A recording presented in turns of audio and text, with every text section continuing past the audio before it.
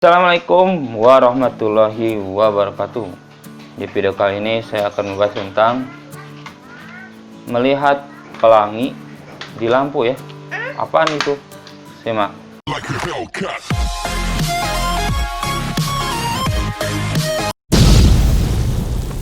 Pelangi di lampu disebut juga halo ya.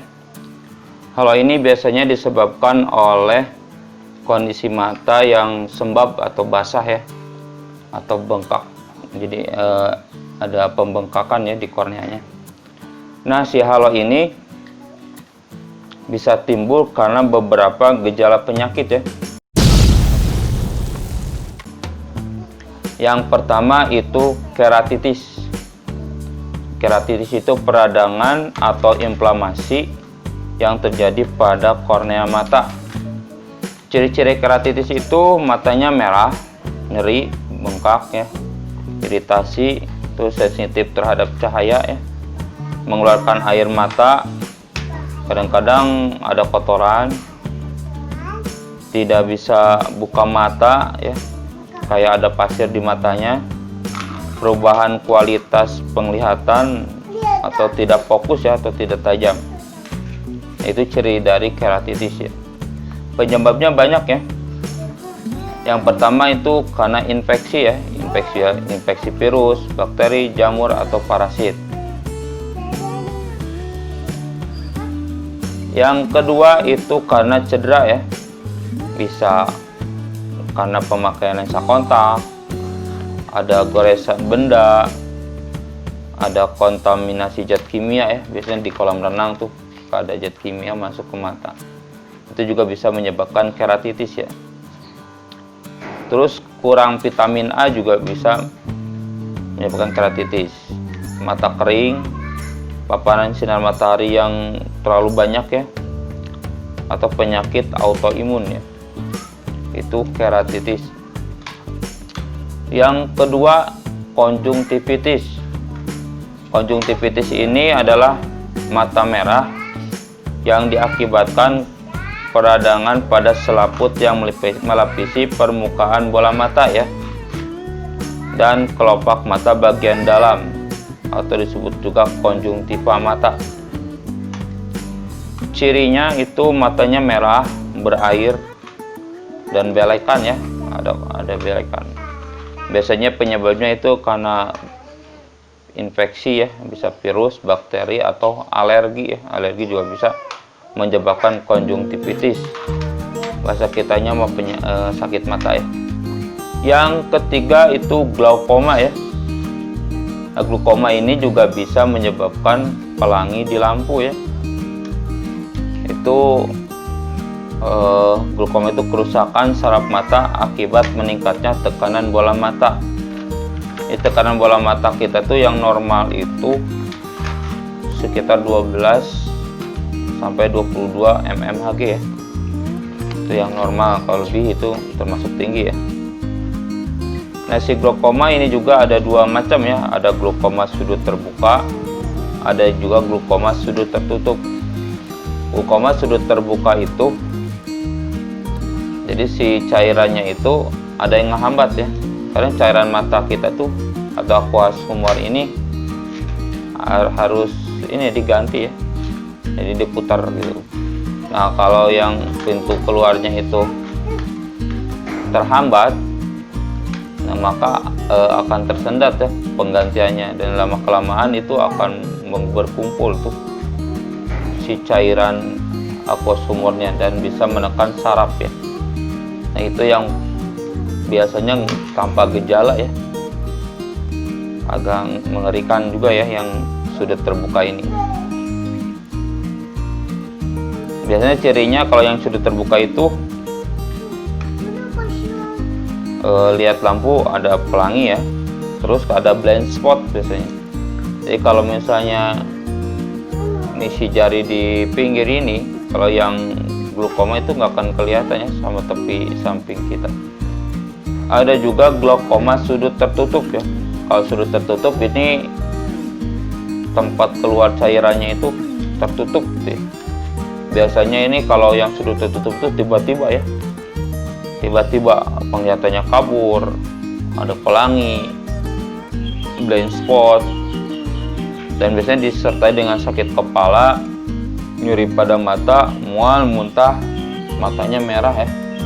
Itu biasanya yang sudut tertutup, itu harus segera ke rumah sakit ya untuk diperiksa, bahaya. Karena si glaukoma ini merupakan penyebab kebutaan nomor 2 ya di dunia. Nah, penyebab dari glaukoma itu ada gen itu atau keturunan ya, cedera, itu cedera kimia, infeksi juga bisa ya, penyumbatan pembuluh darah, peradangan. Terus yang paling beresiko itu biasanya yang usia di atas 60 ya, apalagi punya diabetes, serangan jantung, hipertensi, anemia ya, atau punya rabun jauh setelah operasi mata, kekurangan hormon estrogen, atau setelah ada obat kortikosteroid jangka panjang ya, pemakaian obat kortikosteroid jangka panjang. Yang keempat itu uveitis ya. Uveitis juga bisa menyebabkan pelangi di lampu ya. Uveitis itu peradangan yang terjadi pada uvea atau lapisan tengah mata ya.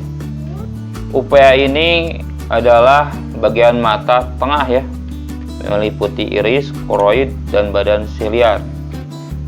Ada 4 macam uveitis ya. Uveitis di bagian depan itu disebut anterior atau iritis ya, karena yang terserangnya itu bagian irisnya ya. Yang kedua itu bagian tengah atau intermedia, disebut juga siklitis, itu biasanya antara iris dan koroid yang kena.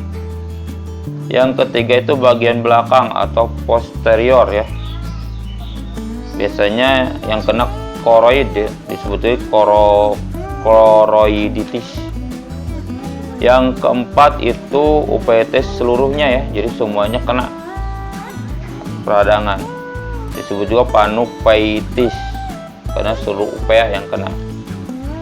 Penyebabnya biasanya karena penyakit imun ya, bisa rheumatoid arthritis atau radang sendi, psoriasis atau radang kulit, ankylosing spondylitis ya, radang sendi tulang belakang, sarkoidisis, radang berbagai bagian tubuh seperti paru-paru, kelenjar getah bening, mata, dan kulit, Kawasaki ya, penyakit Kawasaki atau radang dinding pembuluh darah, colitis ulceratif atau radang usus besar, Crohn disease atau radang saluran pencernaan ya. Itu penyebabnya penyakit autoimun ya. Ada juga yang infeksi, bisa herpes, tuberkulosis, toksoplasma, sifilis, HIV, histoplasmosis ya.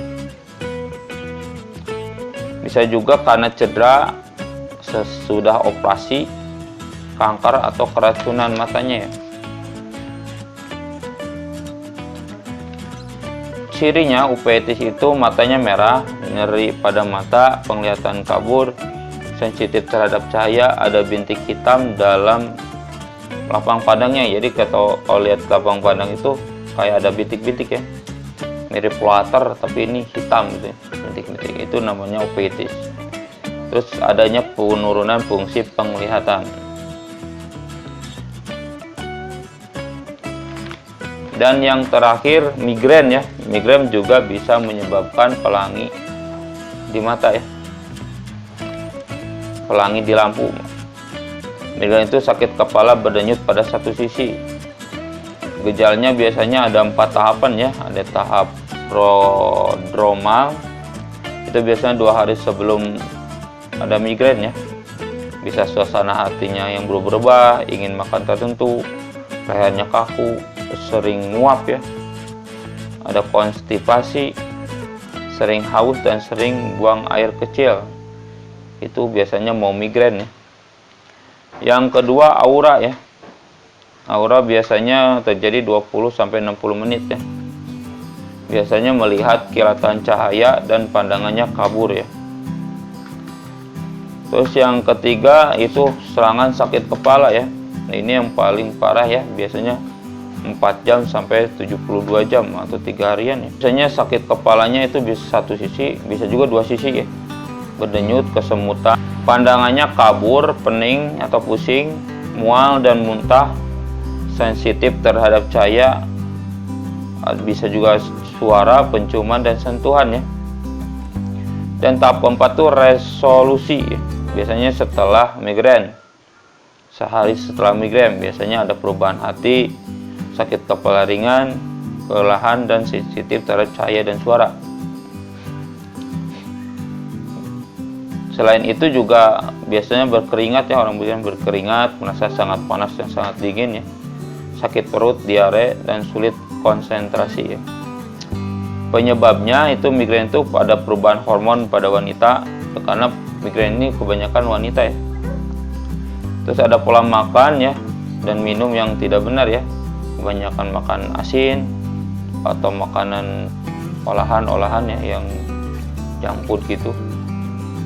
Terus makanan yang pakai perasa manis buatan, yang pakai MSG atau minum alkohol dan kafein ya, itu juga bisa menyebabkan migrain. Bisa juga penyebabnya lingkungan sekitar, asap rokok, parfum ya, penghapus cat atau suara bising ya. Bisa juga karena emosi, itu karena stres, gelisah,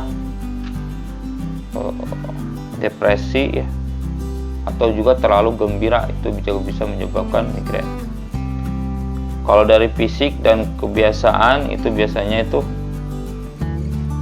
kelelahan, kualitas tidur yang buruk, postur tubuh yang buruk, jet lag, atau udah olahraga berat ya, atau hipoglikemia atau penurunan gula darah ya.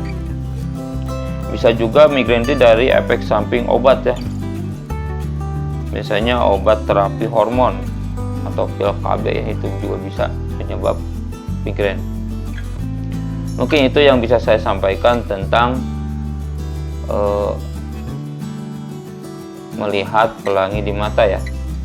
Dan untuk terakhir kali, kalau misalnya bangun tidur kita melihat pelangi di mata itu kenapa ya? Yang saya alami itu karena mata kelelahan aja ya, sudah itu hilang lagi. Jangan lupa subscribe, like, komen, dan share. Terima kasih. Assalamualaikum warahmatullahi wabarakatuh.